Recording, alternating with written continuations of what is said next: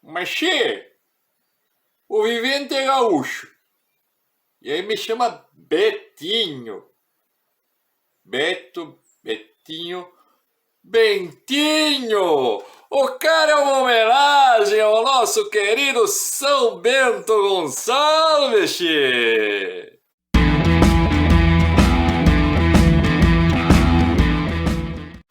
Olá, queridines! Como é que estamos? Eu sei. Demorou para eu postar a segunda parte da minha roda de conversa lá na escola, mas os 5 pedidos foram tão insistentes que aqui agora, sem mais delongas... Ah, não, tem um pouquinho de delonga sim. Semana passada aconteceu um episódio que tem relação direta com o meu livro, ou melhor, o meu livro tem relação direta com esse episódio. E eu meditei um pouquinho nas palavras que eu iria usar, aguardei para ver as opiniões que sairiam a respeito do assunto e resolvi dar minha contribuição, mais uma contribuição na verdade, né? Porque a própria obra, o livro, já é uma maneira de refletir o assunto. Mas é que ele teve algumas atualizações. Bom, para você entender do que eu estou falando, segue aí a minha reflexão. Olá! Você já deve ter reparado que a capa do meu livro traz a imagem das ruínas da Boate Kiss. Foi por esse episódio, que eu ambientei a minha história em Santa Maria.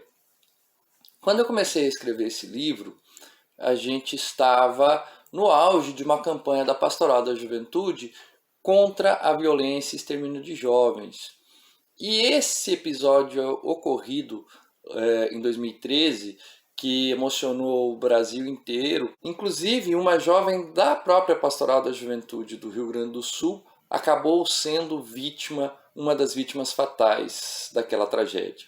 E esse episódio ficou marcado como um perfeito exemplo de descaso tanto do setor público quanto privado com a juventude. Nós tivemos semana passada o julgamento do caso, né? Foi a júri. Independente do resultado, aquela cena da carta psicografada dizendo que não deveríamos procurar culpados, que os culpados por isso foram os próprios jovens, como forma de espiar o seu karma, isso é um novo assassinato, é um novo atentado contra a vida desses jovens. Aliás, bem típico do momento que estamos vivendo, né? Se as vítimas não reclamassem, se ninguém denunciasse, nós não teríamos problemas, não é mesmo? Eu não quero aqui fazer uma análise aprofundada, nem técnica, porque eu não sou formado em direito e existem tantos canais já falando sobre as aberrações jurídicas deste julgamento. O que me chama a atenção aqui é aquilo que eu realmente pesquiso, que é a juventude. Então, quando eu propus escrever esse livro, eu tinha em mente como trazer um exemplo concreto de como a juventude é violentada e exterminada todos os dias de diferentes formas. Por isso que o título do livro é Vida em Abundância, porque isso não é uma realidade, isso é um desejo de que a juventude possa viver. Porque sim, a juventude quer viver. Claro que o que eu acabei de dizer não esgota o assunto, nem é minha pretensão, mas, dito isso, vamos agora para a segunda parte da roda de conversas que aconteceu na escola Kaique Madesati, a escola em que eu leciono. Eu vou começar então, quero fazer a primeira pergunta, porque me chamou muito a atenção já ali na primeira página, quando a gente abre. Eu achei esse livro muito próximo, né? A questão da ambientação, de onde ele se passa, de onde a história se passa. E eu lembro de ter lido algo assim que eu me identificasse tanto lá na minha adolescência, já há muito tempo então, e eu não lembro nem o nome do livro, talvez tenha sido o Videiras de Cristal, do Luiz Antônio de Assis Brasil, mas eu lembro muito bem que era então a história da Jacobina e a revolta dos Múqueres aqui. algo muito histórico, muito, né, datado, mas algo mais contemporâneo, que falasse uma história mais realista, ambientada aqui na nossa cidade, eu desconheço, não. Eu percebo que o livro é muito bem ambientado aqui, inclusive com essa questão da forte presença da religiosidade, da igreja, né? Porque São Leopoldo tem uma forte presença jesuítica, temos mais 2 faculdades de teologia em São Leopoldo, mantidas pela Igreja Luterana, então isso é muito forte em São Leopoldo, parece que o livro foi escrito por um capilé. Então, eu gostaria que o escritor nos relatasse um pouquinho assim, por que essa escolha, precisou de muito estudo, como foi ambientar esse livro aqui em São Leopoldo. Sabe que me chamar de capilé, assim, até mexe comigo, porque, assim, são 16 anos morando aqui em São Leopoldo, né? Não, né, se eu consigo transmitir isso para vocês, é sinal de que eu estou bem ambientado na região.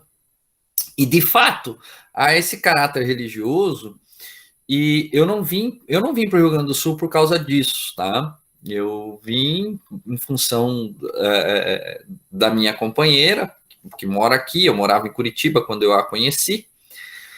Agora, aqui eu me identifiquei demais com, além de nós termos aí a presença dos jesuítas, além de nós termos a presença dos luteranos aqui, nós temos também uma ONG de estudos bíblicos, que é o CEBI, Centro de Estudos Bíblicos, que é um centro ecumênico. E eu já conhecia o CEBI lá em Curitiba, e aqui, conhecendo então a sede nacional, eu me aprofundei ainda mais. E muito da motivação do meu livro começou por aí. Começou porque eu já publicava alguns artigos de estudos bíblicos e publicava algumas reflexões nesse sentido. Mas eu queria algo que falasse para um público diferente do público da igreja, né? Público que fosse mais abrangente. E aí eu pensei no romance, porque o romance ele daria essa abertura, né? O Érico Veríssimo fazia isso, talvez não com o objetivo de divulgar estudos bíblicos, mas olha o que é Olhai os Lírios do Campo, né? É um livro com título baseado num versículo bíblico. E não é o único, né? Os livros do Érico Veríssimo são muito ricos nesse tipo de referências bíblicas, né? E eu falei, bom, tem espaço para isso, né? Mais recentemente a gente, tá certo que é um mix de teorias da conspiração, mas a gente comprou a ideia de um livro como o Código da Vinci. Então, o espiritual, o religioso, a religiosidade mexe muito com a gente, né? E ela se casa, ela se dá muito bem com a literatura. E foi aonde eu falei, bom, eu vou pegar, mas eu vou pegar a partir da onde? Bom, vou pegar a partir da minha realidade, vou pegar a partir do chão que eu piso. E por isso, uma ambientação aqui, né? Tanto é que tem gente que acha que é uma autobiografia o livro. Talvez seja, em alguma medida, uma autobiografia, né? Mas por quê? Porque eu estou falando a partir do meu chão, da minha realidade, por isso, e eu me senti muita vontade fazendo isso. Por isso que o livro tem tanto, talvez tenha transparecido mais de mim do que eu gostaria que transparecesse. E por isso que ele é tão fortemente ambientado aqui na região. José, tu acabaste de responder minha segunda pergunta, porque o livro, quem conhece um pouquinho, já conversou com o Zé num recreio na sala dos professores, percebe que ali tem muito do professor José Luiz, né? Então, já vai. O que tem de autobiografia aí no enredo?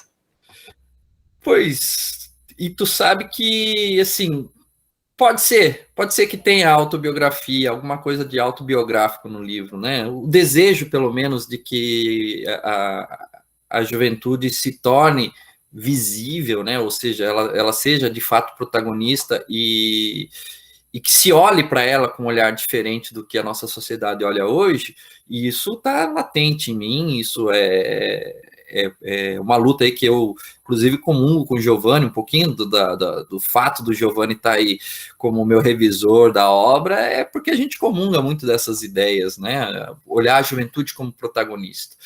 Agora, não tem só, inclusive, um caos aí com relação à autobiografia. Alguns colegas de trabalho da minha esposa compraram um livro e pediram para ela ficar de olho nessa tal de Mariana, que eles acham que, por ser autobiográfico, que essa obsessão aí do Betinho pela Mariana aí revela alguma coisa. Não, né? Eu acabo dando risada com isso, porque faz parte aí cada um olha de um aspecto, por um viés, e interpreta de alguma forma a leitura. Mas se a gente olhar bem, tem vários elementos ali do livro que